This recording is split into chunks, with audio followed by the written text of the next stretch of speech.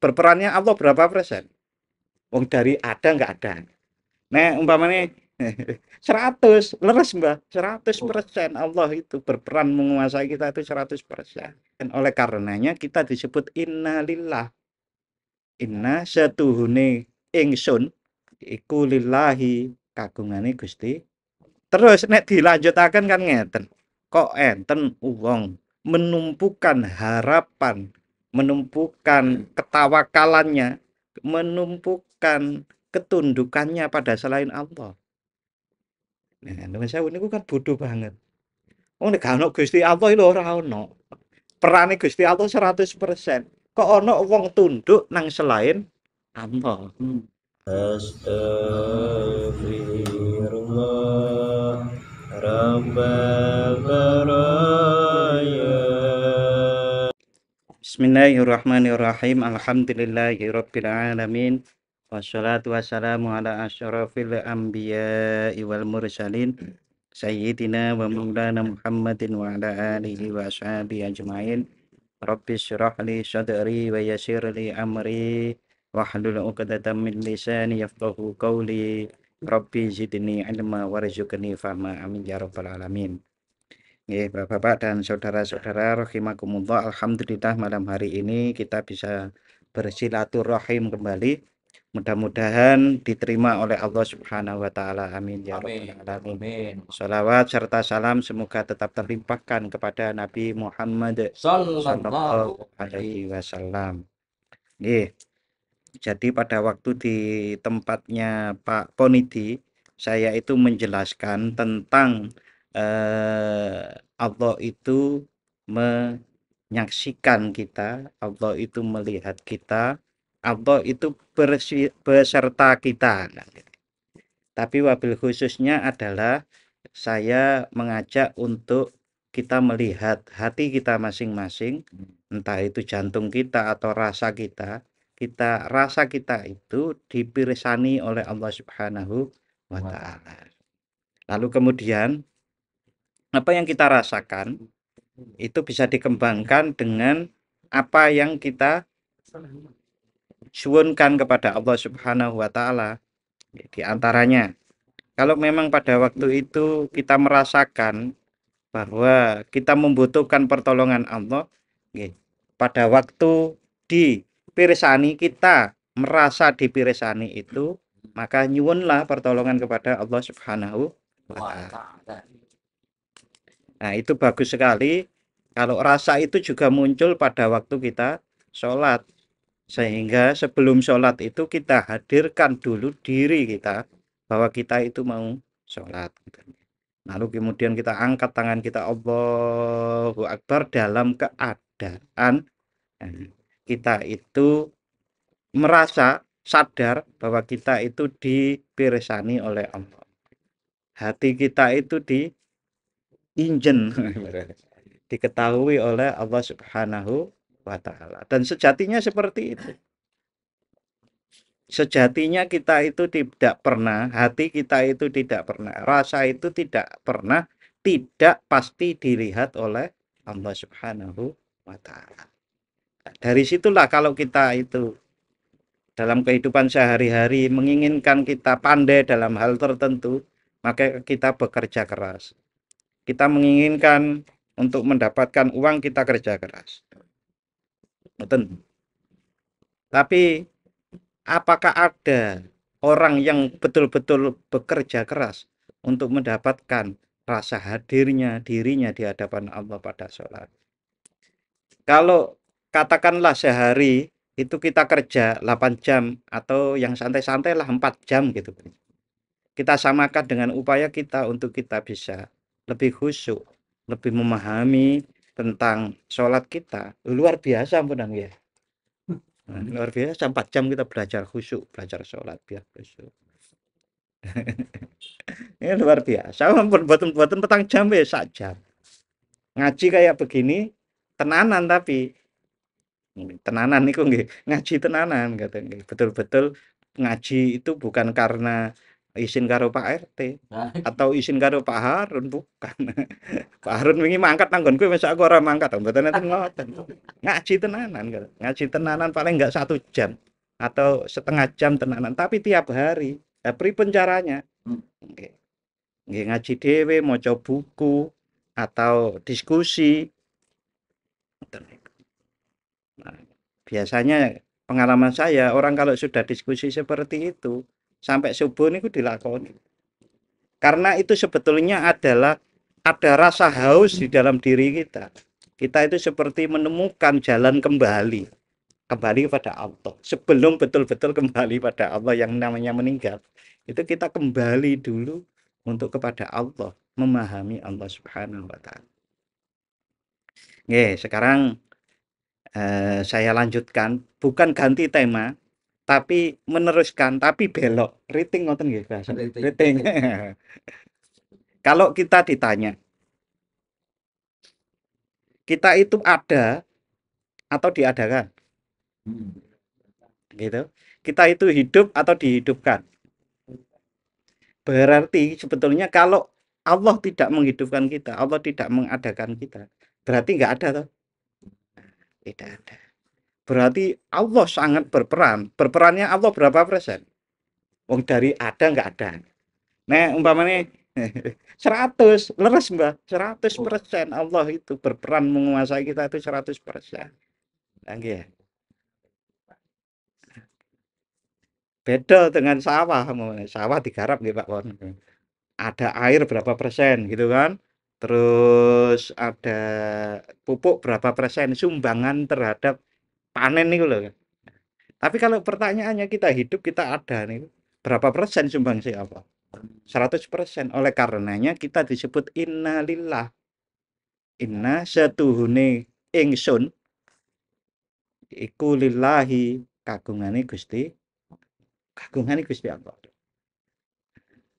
Nah, kalau itu betul-betul kita pahami, kita padukan dengan yang tadi bahwa Allah itu mirsani kita. Bahasa sing rada antik niku diinjen kita itu diinjen. Diinjen itu kan tidak dilepaskan sama sekali ya. Ngoten Mbak Giman. Ini diinjen itu enggak diawasi betul-betul. Oke. Bahkan di dalam ayat Al-Qur'an disebutkan bahwa tafsirnya nih di antaranya surat Al-Hadid ayat 3 itu wal awwalu wal akhiru wal zahiru wal batin. Ini nanti bisa dicek. Nah, niku kan disebutkan bahwasanya Allah itu lebih mengetahui makhluknya daripada makhluk itu sendiri. Bagiman kula mawon pun contohnya. Kula petang puluh songo tahun. Petang puluh songo tahun. Apakah 49 tahun itu saya lebih mengerti diri saya sendiri daripada Allah? Enggak, tetap Allah Maha lebih mengerti. Terus nek dilanjutaken kan ngeten. Niki kalau hubungannya biasa nih. Kok enten wong menumpukan harapan, menumpukan ketawakalannya, menumpukan ketundukannya pada selain Allah. Nah, nuwun sewu niku kan bodoh banget. Wong nek gak ono Gusti Allah lho ora ono. Perane Gusti Allah 100%. Kok ono wong tunduk nang selain Allah. Enten napa Pak wong tunduk selain Allah? Nggih enten wong. Nyatane wong ndelek tuyul nggih enten.